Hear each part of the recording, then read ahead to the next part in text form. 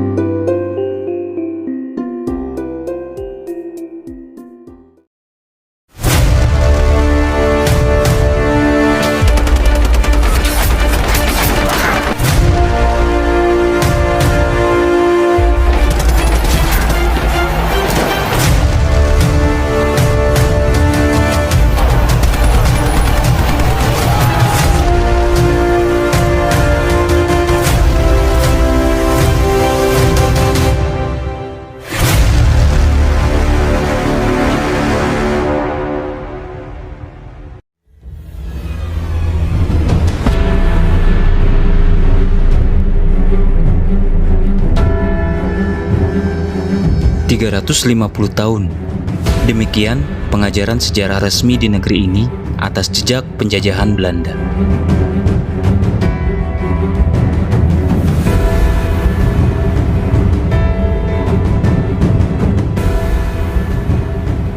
Pada awalnya, bangsa Belanda datang bukan untuk menjajah, sama seperti bangsa-bangsa Eropa lain yang datang ke Nusantara. Belanda datang untuk berdagang. Mereka mencari rempah-rempah Nusantara yang terkenal. Kedatangan Angkatan Perang Belanda pada awalnya bertujuan untuk melindungi perusahaan dagang Belanda, yaitu VOC. Angkatan Perang inilah yang pada akhirnya menjajah bangsa-bangsa di Nusantara. Maka berubahlah status Belanda dari berdagang menjadi penjajah. Peristiwa demi peristiwa terjadi. Berabad-abad Belanda menindas dan mengeruk kekayaan Nusantara, meninggalkan luka sejarah yang tak bisa dilupakan.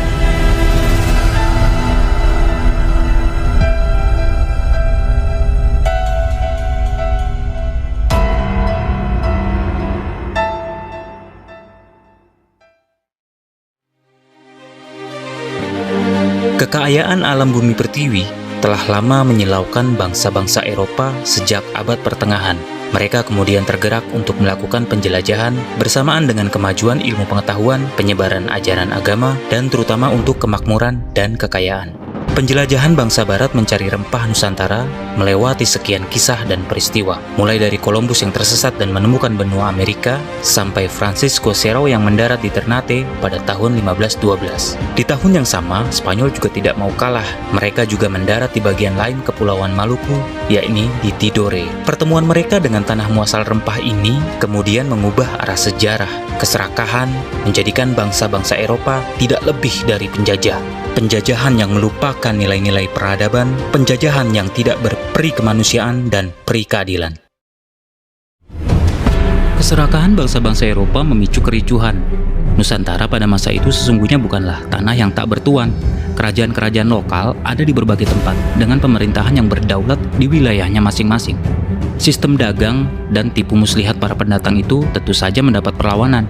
Perlawanan yang berujung kekalahan karena perpecahan dan adu domba terhadap kaum pribumi Nusantara. Keinginan Belanda untuk menanamkan pengaruh dan monopoli itu bertumbuh kemudian, karena melihat bahwa ini sangat menguntungkan, karena kalau tidak melakukan monopoli, tentu saja bangsa Eropa lainnya akan ikut terlibat dalam perdagangan.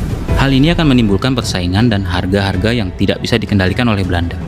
Itulah yang menjadi pemicu Belanda melakukan kolonisasi. Mereka ingin menguasai wilayah-wilayah penghasil komoditi, karena dengan menguasai wilayah-wilayah tersebut, mereka bisa menjamin pasokan komoditi yang mereka perlukan, terutama rempah-rempah, hanya dijual kepada Belanda.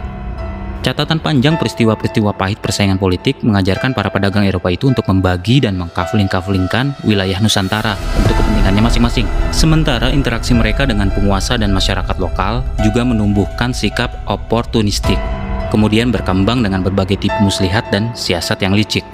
Melalui VOC, para pedagang dari Eropa tersebut menyatukan modal. Dengan modal itu, mereka bisa melakukan berbagai macam operasi. VOC itu seperti negara, karena VOC diberi hak oktroi, yaitu hak keistimewaan yang dimiliki VOC untuk menjalankan perdagangan di kawasan Hindia Belanda. Dengan hak oktroi itu memungkinkan VOC menjadi seperti sebuah negara. VOC bisa merekrut tentara, mencetak uang, membangun benteng, berperang, membangun koloni-koloni, dan juga bisa mengikat kontrak kepada para penguasa lokal di seluruh Asia.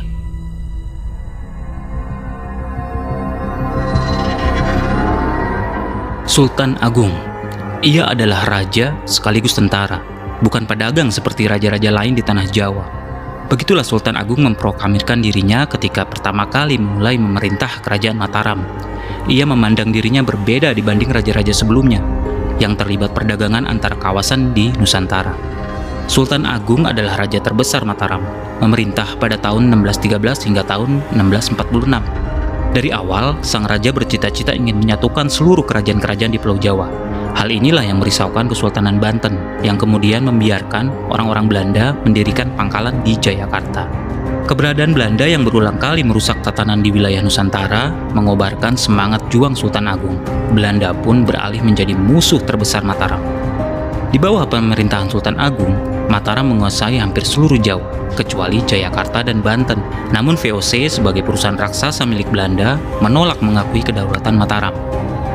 VOC bahkan berupaya menaklukkan daerah kekuasaan Mataram. Banten serta Batavia yang ingin dikuasai Mataram pun telah berhasil dikuasai Belanda sejak tahun 1619. Sultan Agung murka. Keberadaan VOC di tanah Batavia yang juga memonopoli perdagangan dianggap sebagai ancaman serius bagi masa depan Pulau Jawa. Sultan Agung pun merencanakan penyerbuan ke Batavia. 22 Agustus 1628, bala tentara Sultan Agung memulai serangan atas kedudukan VOC di Batavia. Dimulai dengan pendaratan kapal perang melalui laut dan lebih dari 10.000 prajuritnya. Pasukan Mataram yang dikerahkan untuk menyerbu Batavia adalah pasukan terbesar dalam sejarah Jawa. Pasukan ini didatangkan secara bergelombang. Gabungan dari prajurit-prajurit Surabaya, Demak, Pasuruan, Ponorogo, Madura, dan Priangan. Pertempuran berlangsung selama beberapa bulan. Tembok-tembok kota diruntuhkan. Benteng-benteng kecil di sekitar kota dapat direbut. Serdadu Belanda makin terjepit dan hanya bisa bertahan di benteng induk di tepi Sungai Ciliwung. Pangeran Diponegoro adalah anak Sultan Hamengkubuwono III. Jadi pemimpin perlawanan Belanda dari lingkungan Kesultanan Yogyakarta. Pangeran Diponegoro mampu membuat Belanda kalang kabut. Bahkan kemudian nyaris bangkrut dan terguling dari puncak kekuasaannya atas tanah Jawa. Dengan kerugian ditaksir mencapai lebih dari 20 juta gulden atau sekitar 2 triliun rupiah saat ini.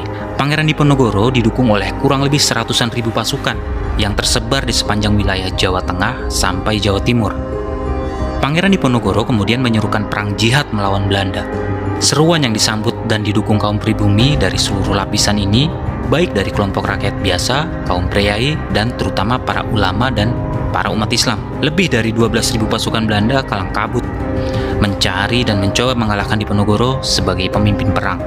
Dengan berbagai strategi dan siasat termasuk adu domba dan tipu muslihat, sebagaimana yang kemudian terjadi pada akhir peperangan. Tahun 1830, Pangeran Diponegoro secara licik ditangkap Belanda di Magelang ketika ia datang untuk memenuhi undangan perundingan. Setelah tertangkap, Belanda kemudian mengirimnya ke pengasingan di Sulawesi hingga wafatnya beliau di sana. Perang Jawa selama 5 tahun lamanya akhirnya berhenti, menjadi akhir perlawanan besar para pemimpin tanah Jawa.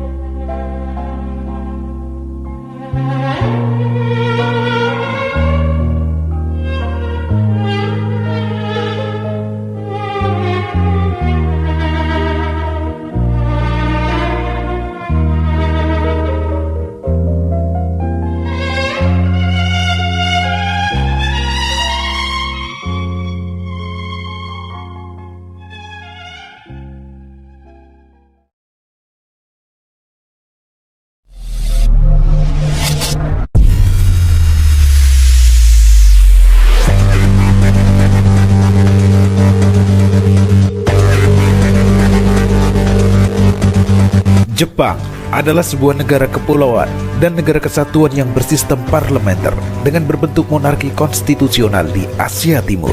Letaknya di ujung barat Samudra Pasifik, di sebelah timur Laut Jepang, dan bersebelahan dengan Tiongkok, Korea Selatan, dan Rusia. Dalam catatan sejarah, orang-orang Jepang masuk ke Indonesia sebelum Belanda menyerah kepada Jepang pada tahun 1942. Krisis ekonomi tahun 1937 yang melanda dunia ternyata tidak begitu berdampak bagi negara Jepang.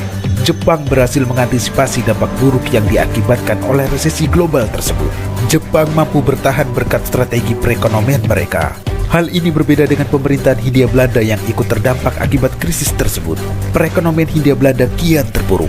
Faktor inilah yang menjadi jalan masuk awal Jepang ke wilayah Indonesia pada tahun 1938 sampai dengan 1939. Orang-orang Jepang masuk ke Indonesia untuk berinvestasi kepada pemerintah Hindia Belanda. Selain itu, Jepang juga menjadi salah satu negara utama tujuan ekspor komoditas dari Hindia Belanda yang diperoleh dari kekayaan alam Nusantara. Jepang pada waktu itu menjadi pesaing negara-negara Eropa dalam perebutan pasar ekonomi. Situasi demikian membuat mereka mampu masuk ke Indonesia pada tahun 1938 sampai dengan 1939 untuk berinvestasi kepada pemerintah Hindia Belanda.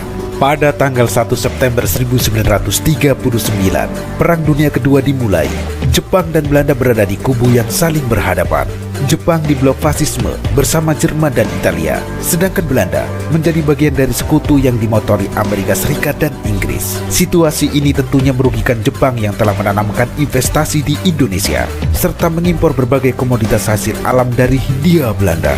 Atas dasar itulah, Jepang kemudian mengincar Indonesia untuk menguasai kekayaan alam Nusantara guna kebutuhan perang dan industri. Jepang berkeinginan untuk mendirikan persemakmuran Asia Timur Raya. Keinginan ini ditunjukkan melalui serangan Jepang ke pangkalan militer Amerika Serikat di Pearl Harbor, Kepulauan Hawaii pada 7 Desember 1941. Penyerangan ini bertujuan untuk melumpuhkan kekuatan sekutu yang terdiri atas Amerika Serikat, Inggris, dan Belanda yang diperkirakan akan menjadi ganjalan bagi ekspansi Jepang di Asia. Dikutip dari Sejarah Nasional Indonesia 6 tahun 1984, karya Marwati Jonet Pusponegoro dan Nugroho Noto Susanto, pemerintah kolonial Hindia Belanda melalui Gubernur Jenderal Sanda van Starkenburg Stadhouwer menyatakan perang terhadap Jepang. Jepang merespon tantangan tersebut dengan mengirimkan pasukannya ke wilayah Tarakan, Kalimantan Timur pada 11 Januari 1942. Keesokan harinya, wilayah Tarakan berhasil diduduki Jepang. Alasan Jepang pertama kali mendarat di Kalimantan dan bukan di Batavia dikarenakan pada saat itu salah satu kota di Indonesia yang memiliki kekayaan sumber daya alam, khususnya minyak dalam jumlah besar, adalah Tarakan. Sebelum Jepang menguasai Indonesia pada tahun 1942, Belanda lebih dulu menduduki tanah air sejak abad ke-17. Pada saat itu, Belanda telah menjadikan Tarakan sebagai kota penting karena memiliki 700 sumur minyak, penyulingan minyak, dan lapangan udara. Itulah mengapa pendudukan Jepang pada awalnya dilakukan di daerah Tarakan, bukan di daerah Jawa, karena mereka memang membutuhkan kekayaan minyak bumi untuk memenuhi kebutuhan perang Pasifik. Setelah menguasai Tarakan, pendudukan Jepang segera merembet ke wilayah-wilayah Indonesia lainnya, termasuk Maluku di kawasan timur. Balikpapan dan Pontianak misalnya, masing-masing berhasil dikuasai Jepang tanggal 24 Januari dan 29 Januari 1942. Berikut berturut-turut pada tanggal 3 Februari dan 10 Februari 1942, giliran Samarinda dan Banjarmasin yang direbut Jepang dari Belanda. Setelah menguasai Kalimantan dan Maluku, pasukan Dai Nippon melanjutkan ekspedisi ke wilayah Sumatera. Tanggal 14 Februari 1942, Jepang mengarahkan pasukan payung untuk menduduki Sumatera. 2 hari kemudian, tepatnya tanggal 16 Februari 1942, Palembang dan sekitarnya berhasil diduduki. Keberhasilan tersebut membuat Jepang semakin bertekad untuk menguasai wilayah Jawa. Jepang pun menduduki wilayah Teluk Banten di Jawa Barat dan Kragan di Jawa Tengah pada awal Maret 1942. Dan Batavia yang menjadi pusat pemerintahan kolonial Hindia Belanda direbut pada 5 Maret 1942. Menyusul kemudian Bandung yang diambil alih 2 hari berselang. Belanda yang semakin terdesak terpaksa menyetujui untuk diadakan perundingan. Tanggal 8 Maret 1942 di Kalijati, dekat Subang, Jawa Barat, kedua belah pihak bertemu. Dalam perundingan yang dikenal dengan nama Perjanjian Kalijati itu, diputuskan bahwa Belanda menyerah tanpa syarat kepada Jepang. Selanjutnya, dilakukan penyerahan kekuasaan atas wilayah Indonesia oleh Gubernur Jenderal Hindia Belanda, Sarda van Sterkenburg Stadthoort, dan Letnan Jenderal Hendrik ter Porten, yang merupakan komandan Angkatan Perang Belanda di Jawa, kepada Jenderal Hitoshi Imamura selaku wakil delegasi Dai Nippon. Sejak saat itu, wilayah Indonesia berada dalam pendudukan pemerintahan militer Jepang. Setelah resmi menduduki Indonesia sejak 8 Maret 1942, Jepang mulai menyusun pemerintahan demi melancarkan pendudukan mereka di Indonesia. Selain itu, Jepang juga melakukan aksi-aksi propaganda demi menarik simpati rakyat Indonesia. Di setiap kesempatan, Jepang menyampaikan pernyataan bahwa Indonesia Nippon berada di kedudukan yang sederajat. Jepang adalah saudara tua bangsa Indonesia. Jepang akan memimpin Asia untuk membangun Asia Timur Raya, dan bendera merah putih boleh dikibarkan berdampingan dengan bendera Hindomaru. Selain itu, lagu Indonesia Raya boleh dinyanyikan bersama Kimigayo. Salah satu propaganda Jepang yang populer membentuk gerakan 3A, yaitu Nippon Pemimpin Asia, Nippon Pelindung Asia, dan Nippon Cahaya Asia.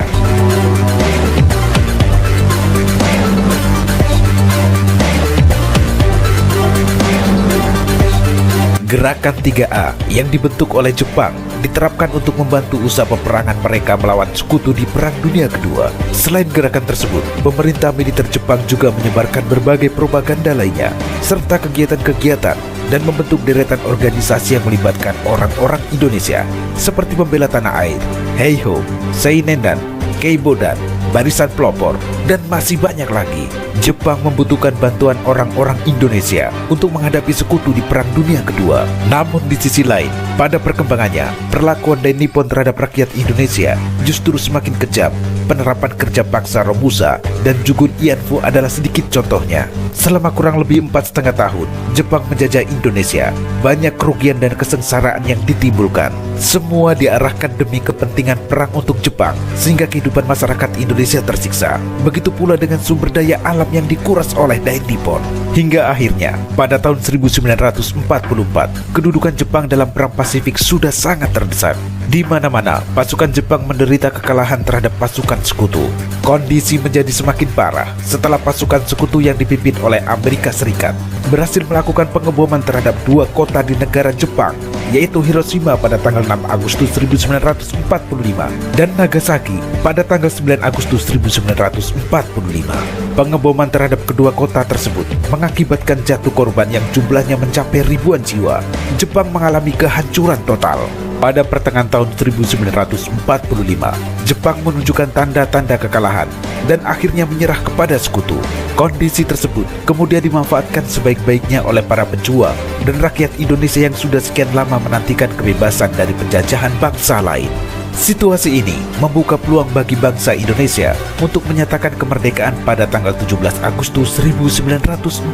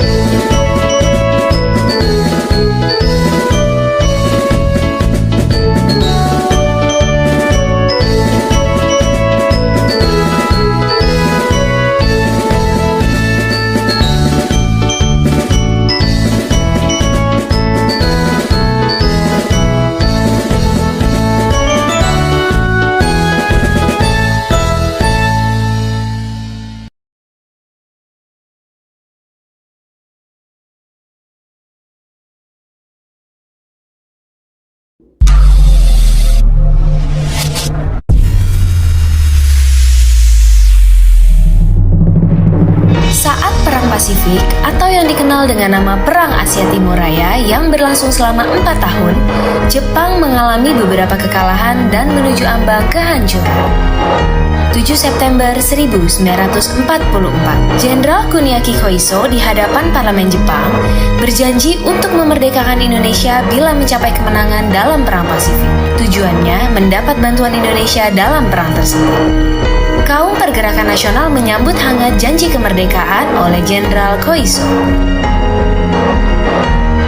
Anggota Badan Penyelidik Usaha-Usaha Persiapan Kemerdekaan Indonesia BPUPKI dilantik oleh Jenderal Kumakichi Harada. Rajiman Weddiodiningrat, tokoh pergerakan nasional, ditunjuk sebagai ketuanya. Tapi, tidak semua petinggi militer Jepang sepakat dengan pelantikan BPUPKI. Misalnya Jenderal Izagaki dan Yuichiro Nagano. Keberatan dua jenderal itu tidak berarti banyak. Mayoritas petinggi militer Jepang tetap mendukung BPUPKI. Sidang BPUPKI dari 29 Mei sampai 1 Juni 1945 pun berjalan mulus. Setelah bersidang 2 kali, kerja BPUPKI berakhir dengan baik, sesuai harapan Jenderal Kumakichi Harada. BPUPKI lalu dibubarkan oleh Jenderal Terauchi Hisaichi, diganti jadi Panitia Persiapan Kemerdekaan Indonesia PPKI 7 Agustus 1945. 21 nama anggota PPKI diumumkan. Sebagian besar berasal dari BPUPKI. Mereka sudah bersiap sidang pada 16 Agustus 1945. Soekarno, Hatta, dan Rajiman Weddiodiningrat wakil PPKI terbang ke Dalat, Vietnam 12 Agustus 1945. Di tengah kabar pengeboman Hiroshima dan Nagasaki di Jepang, Jenderal Hisaichi Terauchi, Panglima Angkatan Perang Jepang di Asia Tenggara, menyambut kedatangan mereka. Jenderal Terauchi berkata bahwa PPKI bisa segera memproklamasikan kemerdekaan Indonesia. Kabar gembira tepat pada hari ulang tahun Hatta. Mereka semua senang, kemerdekaan sudah di depan mata. Sepulang dari Vietnam, sejumlah pemuda dari organisasi Angkatan Pemuda Indonesia API membawa Soekarno dan Hatta ke Rengas Dengklok pagi hari 16 Agustus 1945. Dalihnya, situasi Jakarta genting, Bung. Pemuda mendesak Soekarno dan Hatta segera memproklamasikan kemerdekaan Indonesia. Jepang sudah menyerah, kata para pemuda. Soekarno dan Hatta terkejut, tapi Soekarno enggan memenuhi permintaan para pemuda. Menurut Soekarno dan Hatta, proklamasi kemerdekaan harus melalui rapat PPKI. Pemuda akhirnya memulangkan mereka ke Jakarta sore harinya. Sepulang dari Rengas Dengklok, Soekarno dan Hatta hendak bersidang dengan PPKI di Hotel Das Indies, Jakarta. Tapi Jepang melarangnya. Perubahan situasi mengarahkan rapat persiapan kemerdekaan ke rumah Laksamana Maeda, perwira Angkatan Laut Jepang. Di tempat inilah dalam sebuah ruangan, Soekarno, Hatta, dan Ahmad Subarjo merumuskan naskah proklamasi kemerdekaan tanpa gangguan dari Jepang. Soekarno lalu membacakannya ke anggota PPKI dan pemuda di serambi rumah. Naskah yang singkat, tapi semua sepakat dengan isinya. Kemerdekaan bukan lagi impian. Hari bersejarah itu tiba. Soekarno membacakan naskah proklamasi kemerdekaan Indonesia ke banyak orang di rumahnya, di Jalan Pegangsaan Timur nomor 56 Jakarta. Proklamasi. Kami, bangsa Indonesia, dengan ini menyatakan kemerdekaan Indonesia. Hal-hal yang mengenai pemindahan kekuasaan dan lain-lain diselenggarakan dengan cara saksama dan dalam tempo yang sesingkat-singkatnya. Jakarta, 17 Agustus 1945, atas nama bangsa Indonesia, Soekarno, Hatta. Tokoh-tokoh pergerakan nasional dan rakyat biasa membaur, mendengarkan pembacaan itu dengan hikmat. Setelah itu, bendera merah putih jahitan Fatmawati, istri Soekarno, dinaikkan perlahan, diiringi lagu Indonesia Raya. Penghormatan pun diberikan. 17 Agustus 1945, Indonesia akhirnya merdeka. Ini bukanlah pemberian, melainkan hasil perjuangan dari seluruh rakyat Indonesia.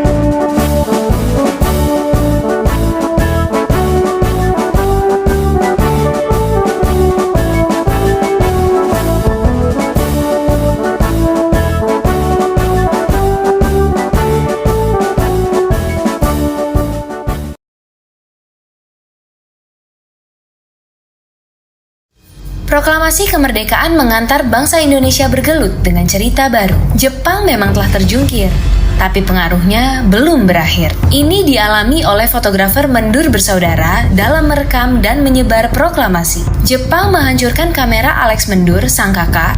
Karena itu, Franz, sang adik, mengubur negatif fotonya di halaman kantor Surat Kabar Asia Raya demi selamatkan bukti-bukti proklamasi. Di tempat lain, pewarta berhasil mengabarkan proklamasi lewat media cetak, juga melalui siaran radio dengan menggunakan beragam bahasa daerah. Di desa-desa, pemuda Republik berperan meneruskan kabar proklamasi. Mereka berkeliling dan berteriak, "Jepang menyerah, Indonesia merdeka!" Akhirnya, tiap orang menjadi saksi Indonesia telah merdeka.